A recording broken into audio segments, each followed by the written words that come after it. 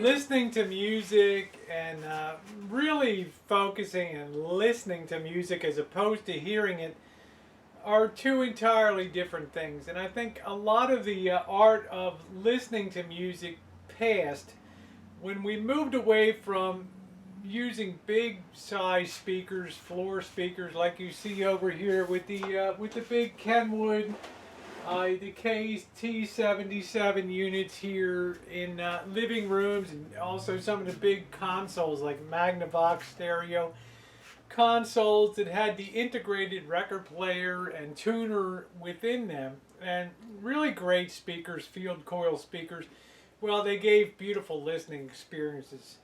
Over time, though, with efficiency and digitalization of music and broadcasting and rendering it through digital form, we kind of reduced the listening experience to small size, desktop, computer-driven, mostly computer-driven speakers, and also through earbuds. Now, don't get me wrong. There's nothing wrong with those modes of listening.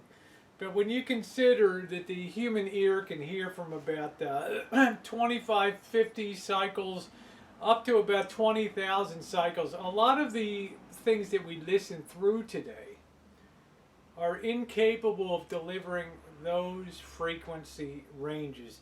Everything has to be matched perfectly. And today, using the Sony STR-7025, which produced in the mid-1970s to about 1981, 18 watts per channel. It's no bruiser, but it is a fidelity monster, meaning reproducing music faithfully through the proper set of speakers.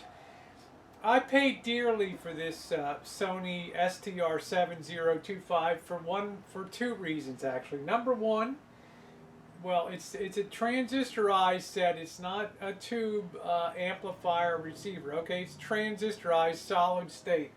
But I picked it up because the unit is in incredible shape. Number one, like it just came out of the factory, which is rare for something in the mid-70s with aluminum facing that everybody's been touching and using. Well, I don't think anybody used this at all. Okay, the wood, the face of it, as you'll see.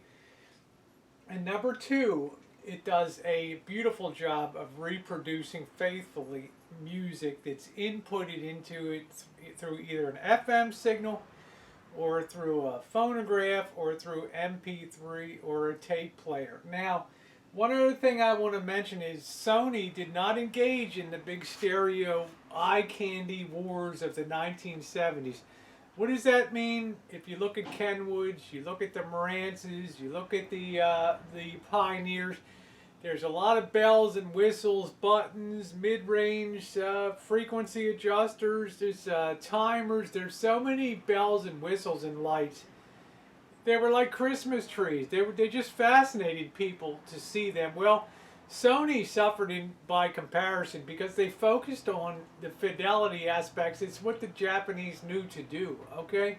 They didn't get involved in the eye candy battle. So as a result, they weren't real popular receivers, but now they command really big prices. So without any further ado, let's have a little closer look at the Sony unit here. And in the next video I'm going to do, you're going to have a stereophonic listening experience that I hope is going to make a huge impression on you when I talk about listening through properly matched and sized speakers versus listening through maybe earbuds or through small desktop speakers like this. And I'm not talking about once you hear the YouTube video here, but as I'm recording it and playing it, even with your earbuds or whatever you're listening, you're going to hear a very dramatic difference, enough so that you may go out and get yourself a pair of full-size speakers. Okay, good ones. All right, so let me come in and explain a little bit about the Sony STR-7025. All right, to bring you down to the faceplate, you can see what I was talking about, the shape that this unit is in. It's almost miraculous to see a piece of audio equipment from the 1970s it looks pretty much like it just came out of the box. I mean, there is not a mark. There's a little bit of my suntan oil on top of the wood, but there's just not a mark on it. The same with the faceplate here. As I scan along and show you guys, it's almost, it almost defies the imagination that something could have held up so beautifully at that time. So I'll click the unit on. You can see the typical Sony unit here. It's clean. It only has a stereo light. It has a signal meter there. Everything else is geared towards producing a great sound. It doesn't have a lot of those bells and whistles to it, but it is really, really handsome, isn't it? I think so. And the green light there, the signal light, and the you can see that moving slightly as it's pulling in the local jazz station here. And it's got the pretty little light on the stereo needle, the tuner indicator there, which is really nice too. And it has the usual bass and treble controls. You can put 2 different sources of tape in here, which is nice. If some people had multiple tape players, you could feed one and copy onto the other, and you could actually use this as a announcing microphone here and sing right over top of the music and everything. So it's really a very nice unit. I might also mention that you could drive 2 sets of speakers on here, an A pair and a B pair, an A pair and a B pair.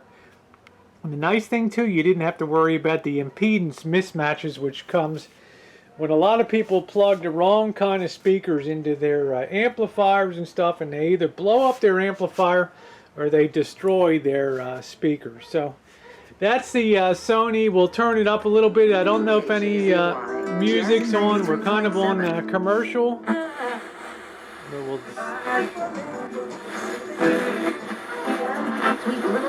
I don't really have an antenna.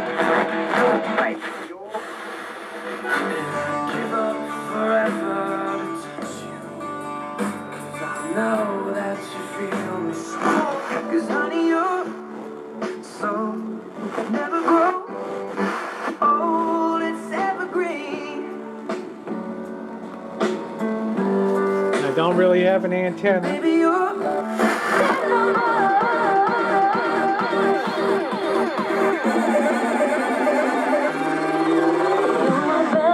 And it really has a nice sound, even with the small speakers here. So there it is, guys, the Sony, the STR-7025, a real beast.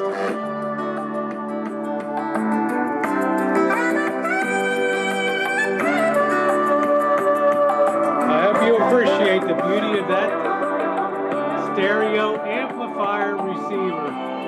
Thanks for watching, and thumbs up are appreciated. Make sure to stay tuned for Stereophonic Listening Experience number 2. I think it'll blow you away.